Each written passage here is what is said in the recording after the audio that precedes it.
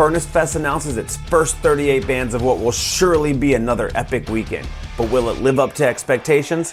Let's break it down.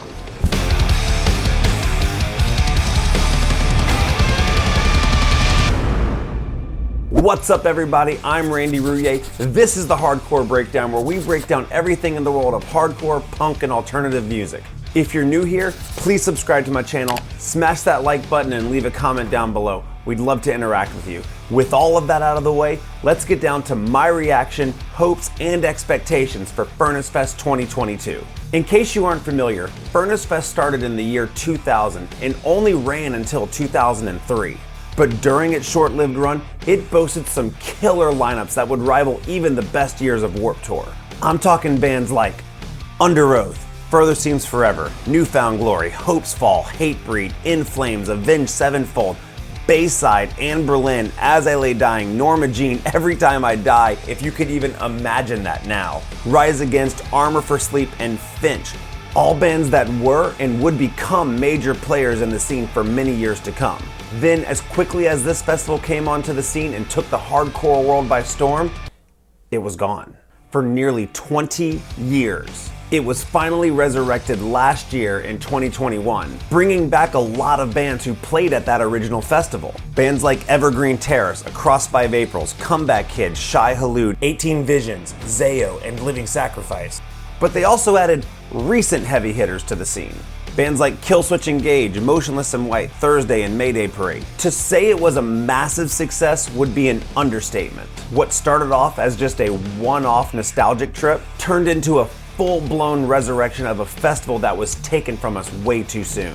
Over the past month, Furnace Fest has started slowly leaking out bands that are going to be on this year's lineup. Some of the highlights are bands like Strike Anywhere, Stretch Armstrong, Shadows Fall, Roadside Monument, Pedro the Lion, Misery Signals, Lagwagon, Earth Crisis, Demon Hunter, Bleeding Through, Anti-Flag, Counterparts, Poison the Well, and who I am assuming are the headliners, Alex is on Fire, New Found Glory, and The Ghost Inside. My first thoughts were that I was extremely excited to see that they were sticking to the formula of bringing back bands who had played at the original festivals. Bands like Roadside Monument, New Found Glory, and Bleeding Through. But I really hope that they continue this trend and start bringing back more bands who were at the original festival. Bands like Blindside, Finch, Silverstein, Dead Poetic, A Static Lullaby, and I absolutely love the booking of bands like Lagwagon and Anti-Flag. And it makes me optimistic that they might start booking more of these legacy punk rock acts like Dropkick Murphys or Rancid, or even better, an Operation Ivy reunion. How fucking amazing would that be? And don't count that out. Remember, this is the same festival that reunited Beloved after nearly 13 years of being apart. And the fact that Operation Ivy is doing some surprise reunion shows. Another thing I like is that they're bringing back bands who drew some really big crowds at last year's festival. Those would be bands like Stretch Armstrong and Misery Signals. And along that same vein, I would love to see them bring in some acts like Knocked Loose and From Autumn to Ashes. They're also making a point to bring in bands that were supposed to play at last year's festival but had to back out because of one reason or another. Bands like Poison the Well and Counterparts. I would also like to see them add Light the Torch, Hatebreed, and Me Without You. Now, damn it. Now, let's talk about these headliners, The Ghost Inside, New Found Glory, and Alex is on Fire. Full disclosure, I'm a little underwhelmed by this decision, especially in the wake of last year's massive headliners like Under Oath, Taking Back Sunday, and Killswitch Engage. I am on board with New Found Glory being in that second day headlining position in much the same way that Taking Back Sunday was. And they fill that spot very nicely. Would I have preferred to see Fall Out Boy's name on there instead?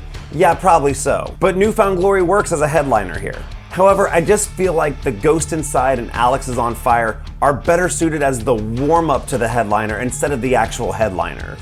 Let me explain what I mean. I look at the last 3 bands that close out a stage at a festival to being the equivalent of having a headliner with 2 opening acts. For example, last year on Friday you had Every Time I Die, and Thursday gearing the crowd up for Under Oath. Saturday you had Anne Berlin and Mayday Parade laying the groundwork for Taking Back Sunday. And on Sunday you had Motionless in White and August Burns Red whipping the crowd into a frenzy before Killswitch absolutely melted the shit out of everyone's faces. I see the Ghost Inside and Alex is on Fire filling those roles better than the actual headliner. I really thought Furnace Fest was gonna swing for the fences and try to land headliners like Parkway Drive and A Day to Remember. And I really don't think that's too hard of an ask, given the fact that they booked Killswitch and Under Oath last year. So, if Chad Johnson were to call me up tomorrow and say, Randy, I need your help to round out this bill, here's who I would recommend.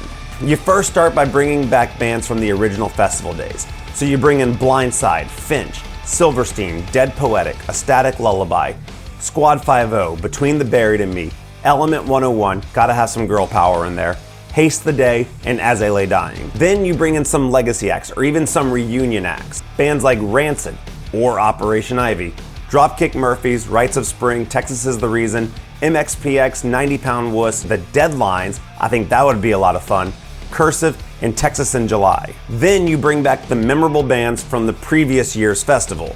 Bands like Knocked Loose, From Autumn to Ashes, Unearth, and Boy Sets Fire. Then you move on to the bands who backed out of last year. You bring back Hatebreed, Me Without You, Light the Torch, and Copeland. Then you bring in acts who are going to be new to the festival. Bands like, and bear with me, Volumes, Make Them Suffer, Landmarks, We Came as Romans, Sirens and Sailors, We Were Sharks, Convictions, The Amity Affliction, Rotting Out, Training for Utopia, Currents, Black Dahlia Murder, Blood Brothers, Wage War, Project 86, Whitechapel, Maylene and the Sons of Disaster, At the Drive-In, The Almost, Knucklepuck, gotta get some sad boy punk rock in there, Phineas, Polaris, In Flames, Oh Sleeper, Bless the Fall, and Modern Life is War. Then you go for your swing for the fences bands. For me, these would be bands like Beartooth, A Day to Remember, and Parkway Drive. Some of the bands that I wanted to include in this list but just didn't have the space for were bands like Converge, Walls of Jericho, Wolves at the Gate, Dragged Under, Architects, Living Sacrifice, and Zayo. But ultimately, I thought that this lineup suited the Furnace Fest balance and vibe. So take a look. Here is what my official Furnace Fest 2022 lineup would look like. Now that's a fucking lineup. So those are my thoughts on Furnace Fest 2022. What are yours? What are some of the bands that you would like to see added? What bands that are already on the bill, the ones you would be really excited to go see? Are you pumped up about the Ghost Inside and Alex is on Fire being the headliners? Whatever you think, please let me know down in the comments. I would love to hear from you. I'd love to interact with you. And if you like this kind of content, be sure to click the notification bell down below so that you will be alerted to every time I post a new video. Over the next few weeks, I'm going to give you a way too late retrospective look back on my experience at Furnace Fest 2021. And over on my TikTok channel, in honor of the upcoming March Madness, I will be putting together the ultimate scene band bracket. 68 bands, and your vote will determine who moves on to the next round, and ultimately, who reigns supreme as the ultimate scene band. Well, that's all I got for today, so until next time, I'll see you in the pit.